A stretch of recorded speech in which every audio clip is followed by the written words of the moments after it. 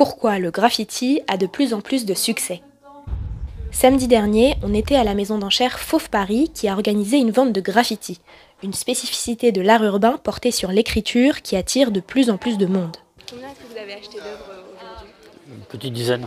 Ce qui me plaît dans le graffiti, c'est que c'est la vie, c'est la rue. C'est assez passionnant, c'est aussi passionnant qu'un musée. De fil en aiguille avec les galeries et puis les gens que je connais, j'ai été amené à m'intéresser aux ventes aux enchères.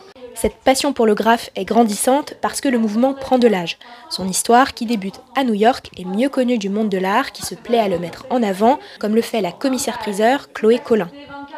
Ce qui cote le plus sur le marché de l'art, c'est toutes les œuvres des années fin 70, début 80 new-yorkaises.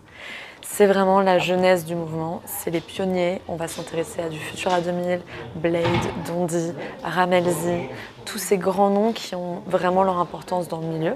Parmi eux, il y a l'artiste Toxic, dont l'œuvre composition a été vendue plus de 30 000 €, alors même que le graphe reste encore sous-estimé par certains amateurs.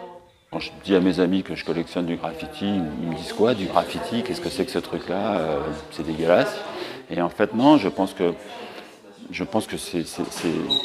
c'est comme le rap, quoi. C'est-à-dire que toutes ces personnes qui sont un petit peu à la marge, ça nous permet d'être en communication avec eux. Pour montrer la complexité du mouvement et rester accessible, Fauve Paris met en vente différents types de lots, des toiles, des dessins, des photos, des études préparatoires.